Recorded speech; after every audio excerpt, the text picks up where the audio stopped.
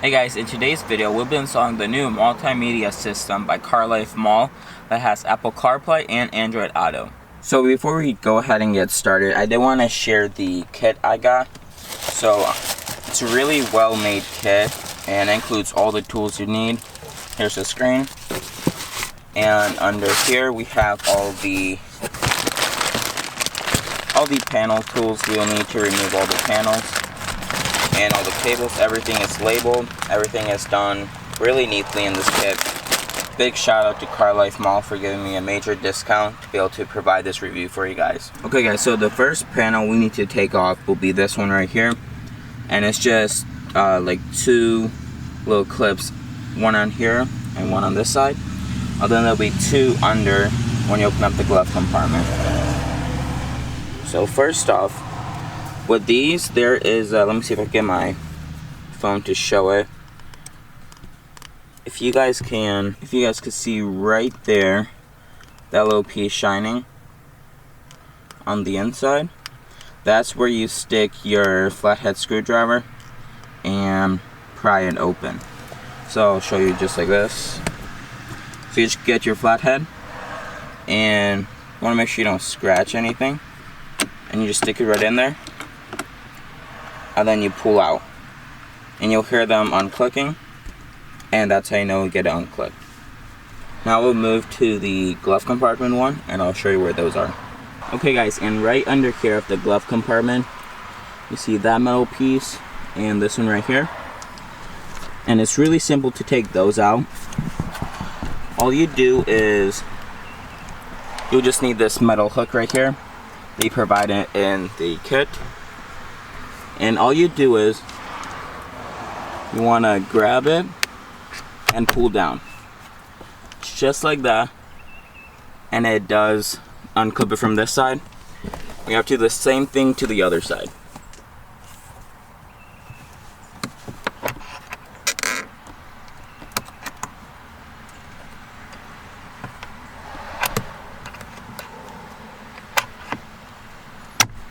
And there you go, that one's unclipped.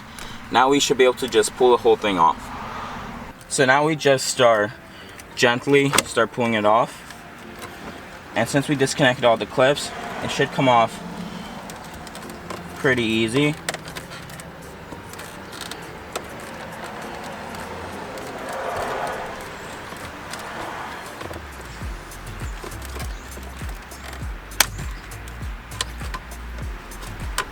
And right here, when we pull it off, there are these wires right here. It's just the blue, white, and black, and you just want to disconnect all those so we could pull it out fully.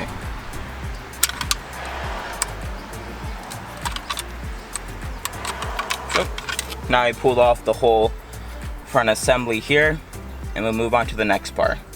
So the next step is right here, there are these two bolts. They are star bolts. There's one right there and one right here. You're gonna need to unscrew them until you're able to wiggle this out. You don't want to fully take the bolts out because they do sit on a locking mechanism. I'll show you guys that later, but you don't want to fully take the bolts out.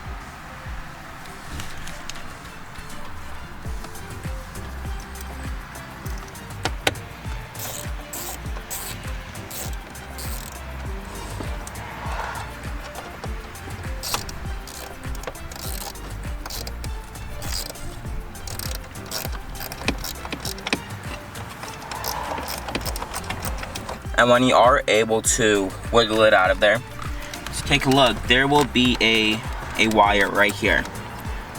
That's not letting you pull it out fully. You'll need to unclip that, and then you can pull it out fully.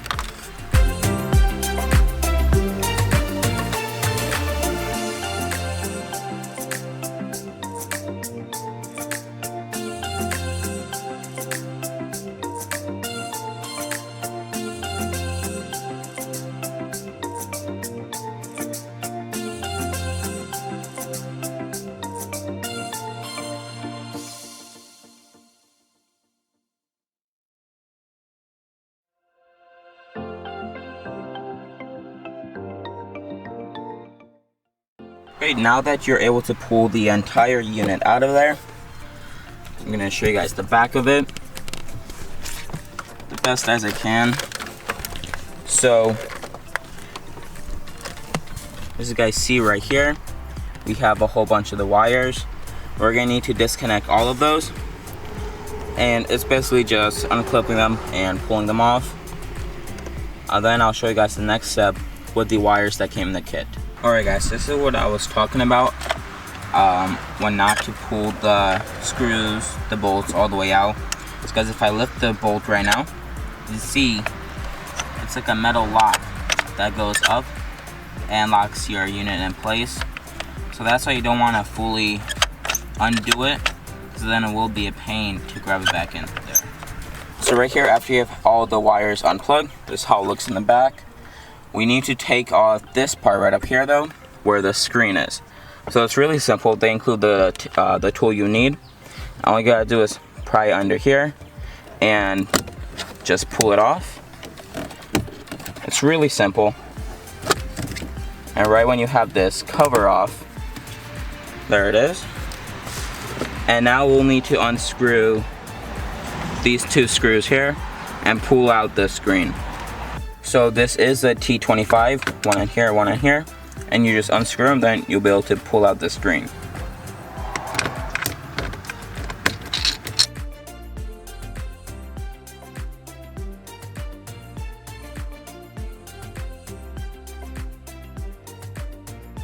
Okay, and now we just we unclip this one and this wire.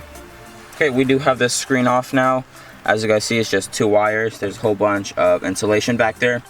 Now you are going to go ahead and grab the new screen, the wires, get everything set up here, and I'll show you how to connect it all. So this right here is our wire assembly. It already comes wrapped in the fabric tape, which is nice, so we don't have to do that ourselves. And now here comes the fun part of connecting all these cables. Now there are some stuff that I won't be needing. There are some for Android Auto, which I'm not going to connect since I will not be using an Android. And there is one for a 4.0, and as you guys see right here, 4.5. So we're going to use the 4.5, that's one we have, and we're going to start connecting all the wires. Okay, so right here guys, we have a fiber optics. Now this is really important because on this end right here, there is no place for fiber optics. So we have to connect it onto the male end right here. That'll connect into our box. So as you guys see, it came off the right side of this one. And once we connect this one, there is no fiber optics here. So we need to connect it on the right side of this connector right here. So if we go ahead and just connect that, it does clip in, and we do have it right here. Alright guys, so I know this looks like a mess, but so after you put the fiber optics cable onto this end, you have to look for what kind of version you have. So I have the 4.5 right here, and this is where the 4.0 is. Now the reason why the 4.0 looks like this is because I will not be using it. They include it all in one big cable, just so if you have one version, you can still have the same cable, which gets a bit confusing because then you have this dangling. But if you look at this picture right here, this corresponds to the 4.5 what I have. So right here I have a P1 to P3, and same thing, it corresponds with this. It makes it a bit easier, but at the same time, it is a whole bunch of wires. So it is fairly simple though. For my 4.5, you connect P1 to P3. Then on this end, you'll connect the P4 to the P2 to basically block up this part right here, because this is for the 4.0. So after you do that, we have a whole bunch of cables right here. So this will go with what kind of version you have, because if you're using Android Auto, you have to use your mic. I'm sorry, not your mic, the mic they provide. If you're using CarPlay, it uses the OEM mic inside of the car. And if you have a 360 camera, right here are the two video cameras. One's for the front or 360, and the other one's for the back. And you have right here the antennas, the 4G, everything you need right here. And basically we're just gonna start connecting to what we have. I'll just be doing the reverse camera, and that is all I'll basically need from this end, because I am now gonna be using Android Auto. Alright guys, I got everything plugged in. I double checked all my wires. I tested the unit out before shoving everything back in, just so I don't have to deal with that again. And this wire right here came from the original screen. We're not gonna be using that. There are some wires we're not going to be using because I just don't need them. Like these right here are for if you have a dash cam or you have an aftermarket camera, and that's how you would connect it. And a whole bunch of extra wires, some for a different unit. But right now I'm going to go ahead and unplug this. We're going to reroute it from the back so it comes up from the front for this screen right here. And I'm going to push everything back in, and it should all fit really nicely. Alright guys, this is a really important step right here, because to install this screen it is a bit bigger, so you will have to get a razor blade or anything and just cut a bit right here and on the bottom part. Now it will be covered, so you won't see any cut marks by the plastic cover, but this is something that a lot of people might not want to do. But I did want to go ahead and tell you guys that, because if you guys see, if I do go ahead and place this in, there is not enough room down here, and when you place it up, so you will need to go ahead and just trim a little bit. On the website it said 5mm to 4mm, so I'm gonna go ahead and do that until it fits in there. But I just want to let you guys know that, because I know that might be a turnoff for some people that want to get this. Alright guys, as you see right here, I did have to do a big cutting right up here and right down here. It isn't that much. Combined on both sides is probably around 5mm, and on the bottom right here I had to do a little bit of trimming too. But I just put it in to see how it fits. I did not connect the wires yet, and it does fit pretty good. I just have to move these wires out of the way right here, and it will fit. Just a little more wiggling and it will fit there nicely. Alright guys, so like how I was saying, I am gonna route this aux cable through this entire center console up to this part right here. And in order to do that, you have to take all this apart. It seems like a hassle, but it does make your car look cleaner and not being a like black cable just lying around here. So to start off with it, you have to take this knob off right here, and all you do is use a flat screwdriver, anything like that, and you just want to put it in there, and basically you should just feel for it, and it should just pop right off.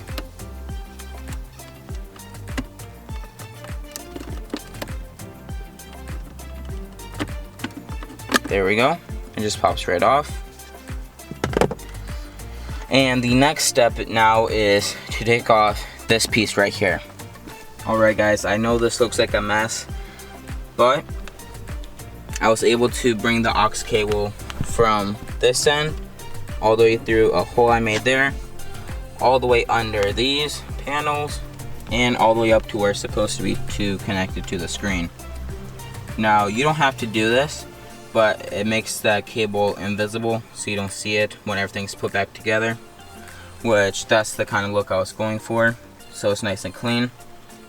As you guys see, I didn't disconnect any of the cables, I just kind of left them hanging because there's really no need to unless you're replacing these. Alright guys, as you guys see, everything is cleaned back up. Right here I just do have my phone charger, but as you guys see, the cable does go through and from there, and it's all hidden from underneath, and it all goes back to there. And I was just double checking, make sure everything was working right. Everything is working great. So now I'm just gonna start assembling it all back together with just this top part right here. So this is the one they include because it is a bigger screen. So all you gotta do is just pop it in there. Just want to be a little careful with it because it is it is plastic, so you don't want to break it, but it does fit in there, and I believe it clips in. I'm not finding any clipping points right now, but if anything, I could makeshift one. But for now, it doesn't look like I'm able to clip it in. Possibly. But oh, before we go ahead and do that, let's just go ahead and peel this off. There we go. I know a lot of people like that sound. Well, ASMR right there. So now I'm just gonna go ahead and put this back. And there we go, guys. It's on there. It looks really nice. It looks OEM, not like the other bigger Android screens that go up like that.